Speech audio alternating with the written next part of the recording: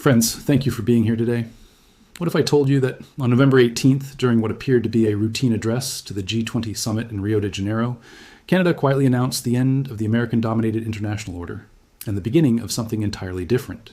And what if I told you that those 23 minutes of carefully measured diplomatic language contained a blueprint for dismantling 75 years of superpower control over global institutions, delivered so skillfully that most world leaders didn't realize they had just witnessed a declaration of systemic revolution? This is not how New World Orders announce themselves. The speech was scheduled during the Economic Cooperation Panel, sandwiched between presentations on digital currencies and sustainable development. Prime Minister Justin Trudeau had been expected to deliver standard Canadian talking points about multilateralism and climate action. Instead, he used those 23 minutes to systematically deconstruct the foundational assumptions of post-war international governance and offer a detailed alternative that would permanently end both American hegemony and Chinese ambitions for global dominance. Most delegates were checking their phones or preparing for lunch. History was unfolding 3 seats away from them, and they were worried about dinner reservations. I have studied the transcript, the body language, the immediate reactions captured by diplomatic cameras. What I observed was the most sophisticated challenge to existing power structures ever delivered in a multilateral forum. Trudeau wasn't proposing reforms to the current system. He was announcing that Canada had already built the infrastructure to replace it entirely.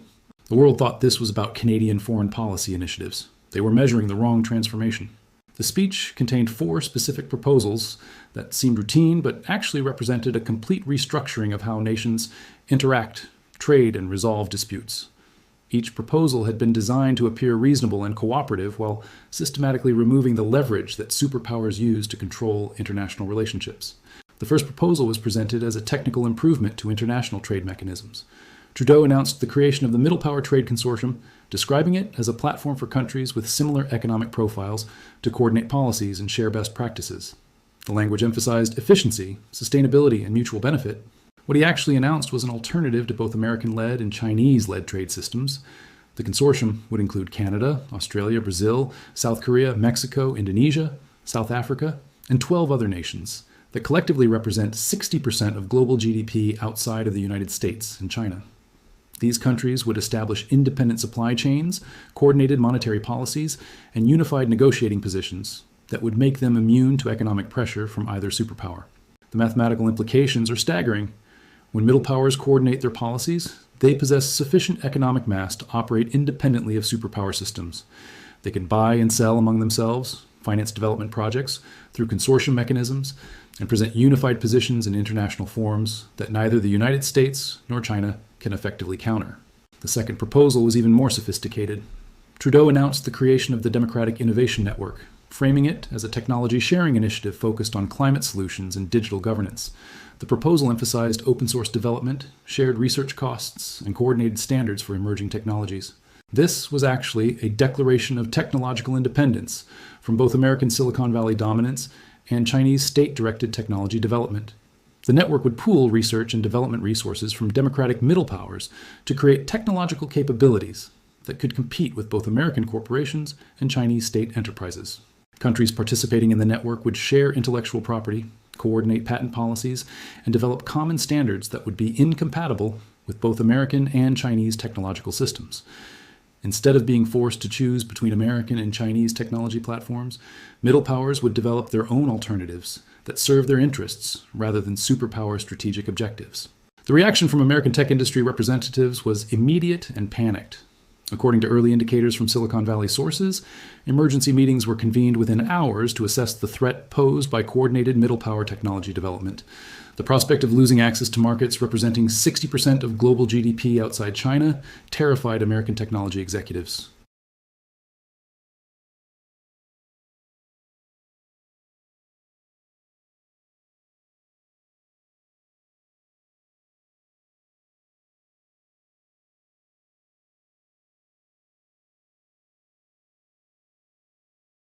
The third proposal appeared innocuous, but contained the most revolutionary implications.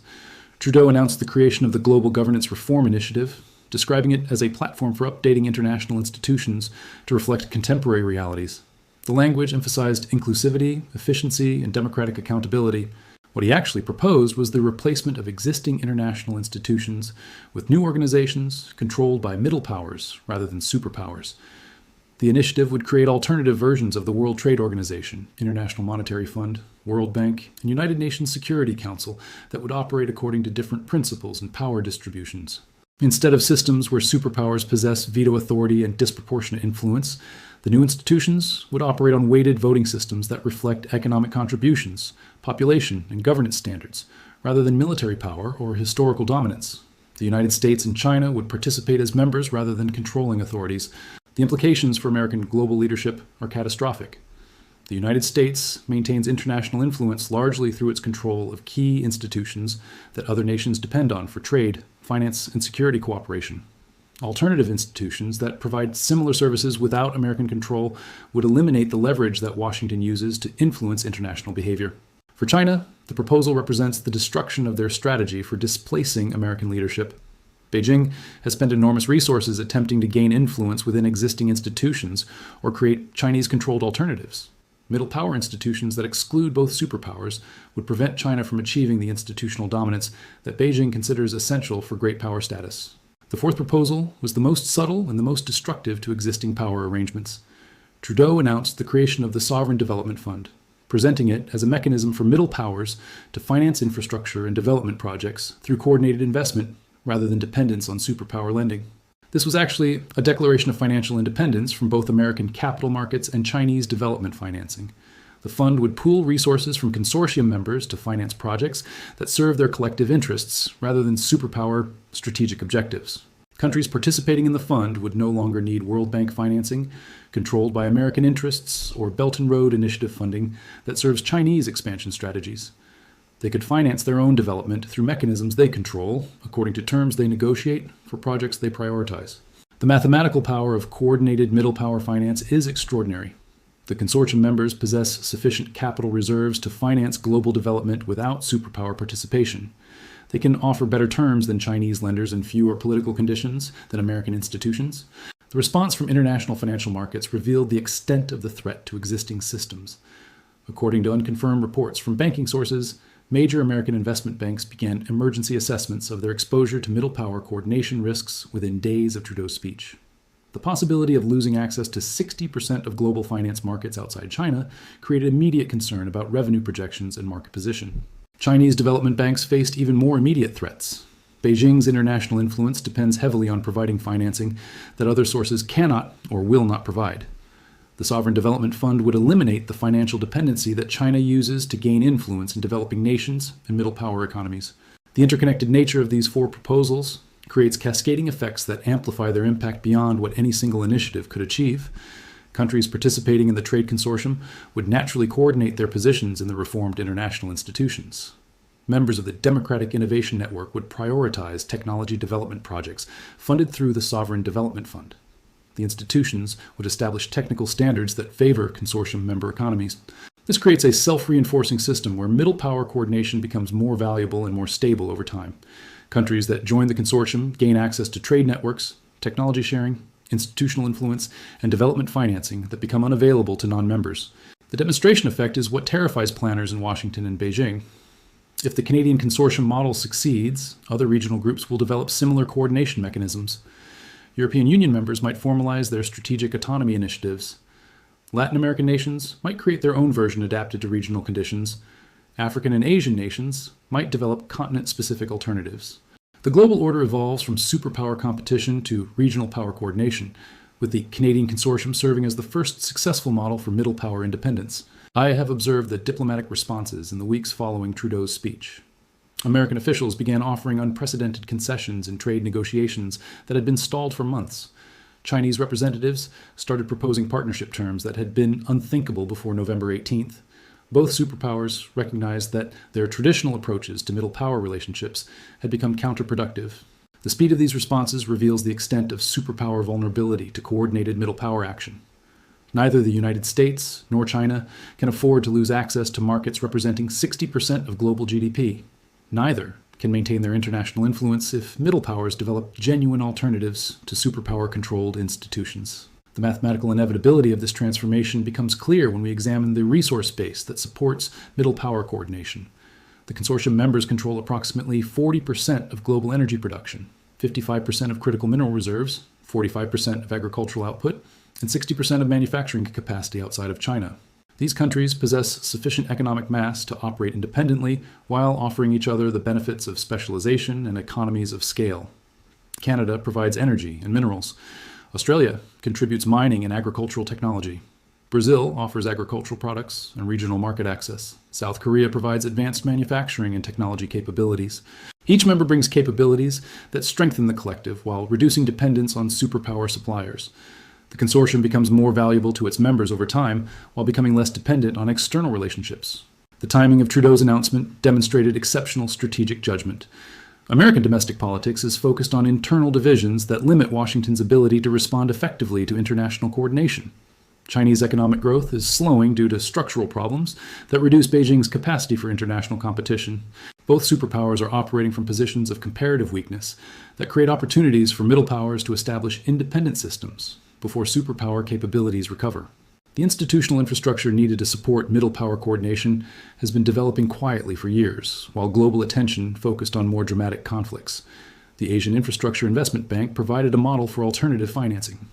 The comprehensive and progressive Trans-Pacific Partnership demonstrated coordinated trade policy without American leadership. The European Union's strategic autonomy initiatives showed how democratic nations could reduce dependence on both American and Chinese systems.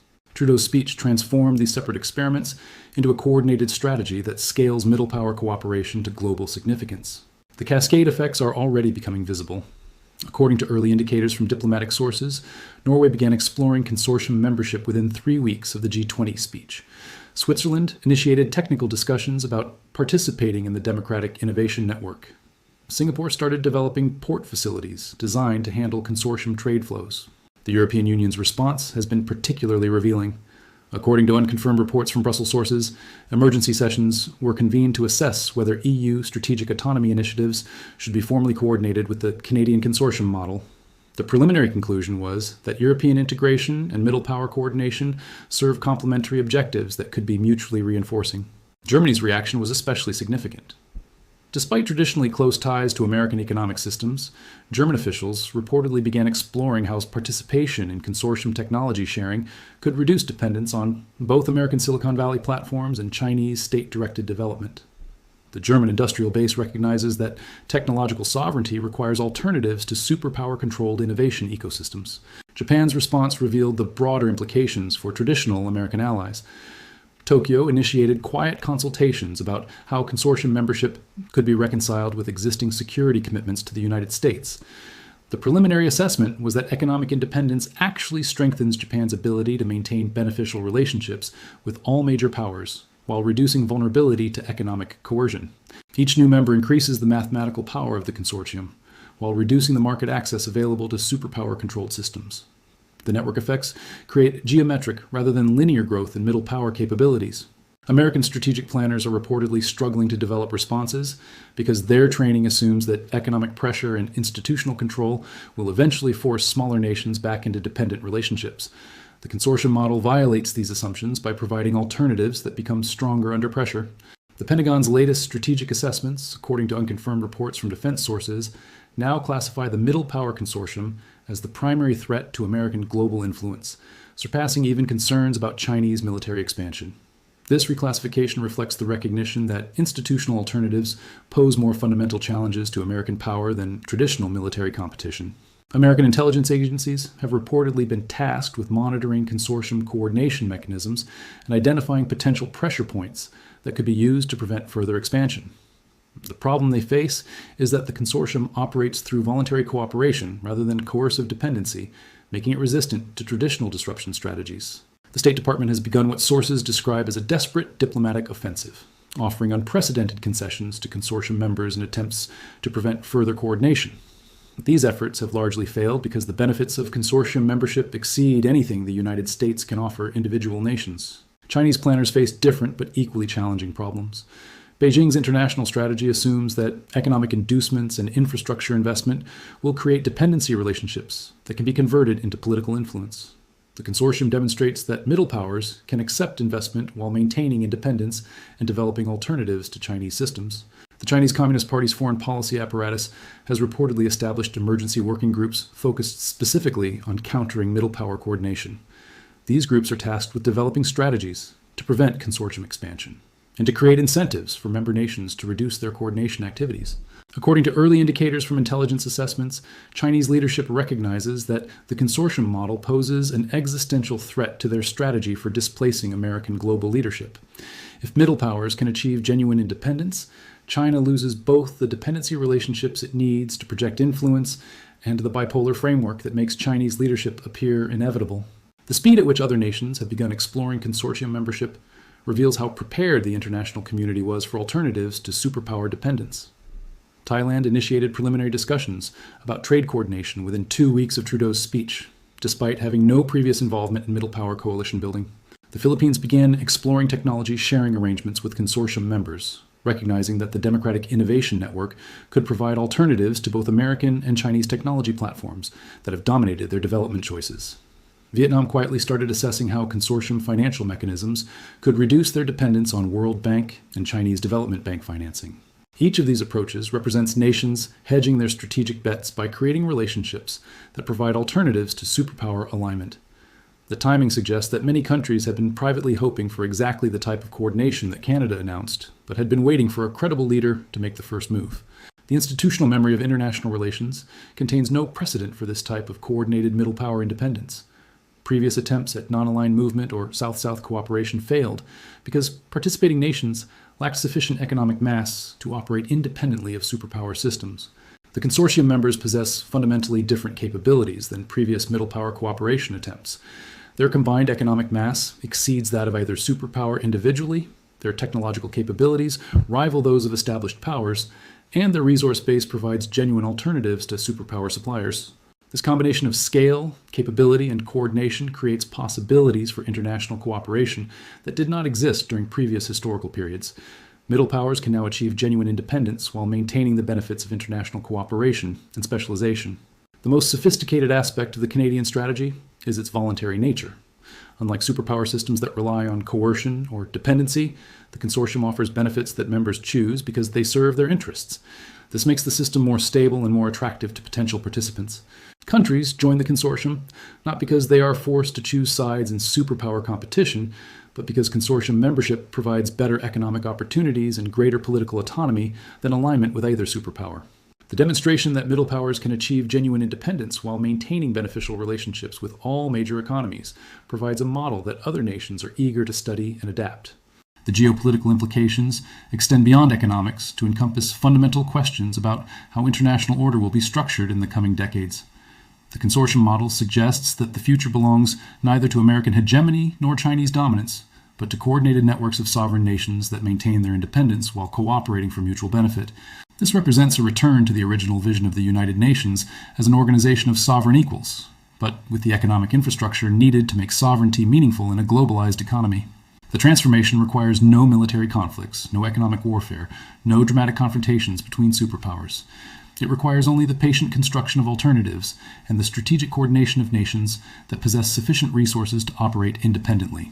The November 18th speech will be studied by future historians as the moment when the post-war international order began its transformation into something fundamentally different, not through the collapse of existing systems, but through the construction of better alternatives that make those systems optional rather than necessary. The world thought this was about Canadian leadership and multilateral cooperation. It was actually about the quiet construction of a new international order based on voluntary coordination rather than superpower dominance. Most people still think this was just another diplomatic speech. The mathematics of middle power coordination suggest they are measuring the wrong variables. By the time the full implications become obvious to everyone, the new system will already be operating normally. This is how historical transformations actually occur, not through the dramatic moments that capture headlines, but through the structural changes that make those headlines irrelevant. The 23 minutes that announce the future are already reshaping the present. The only question is whether the rest of the world will recognize the transformation before it becomes complete. According to early indicators, they will not. History does not announce its turning points to those who are not prepared to understand them. The financial markets have already begun repositioning for a world where middle power coordination determines investment flows rather than superpower competition. Currency traders who ignored the November 18th speech started adjusting their portfolios in December, when early indicators showed central banks quietly establishing technical mechanisms for consortium currency coordination. The smart money understood what political analysts missed. that institutional alternatives backed by sufficient economic mass create their own gravitational fields that pull capital, technology, and talent away from traditional power centers. I watch the daily recalibrations, the emergency strategy sessions, the quiet diplomatic missions that reveal how completely the November 18th speech has altered strategic calculations across every major capital. Countries that spent decades organizing their foreign policies around American-Chinese competition now factor consortium approval into their decision-making processes. This is not gradual evolution. This is the systematic replacement of one organizing principle with another, accomplished through patient coordination rather than dramatic confrontation. By the time the transformation becomes obvious to casual observers, the new system will already be operating with the mundane efficiency that makes revolutionary change invisible to those who are not watching the underlying mathematics of power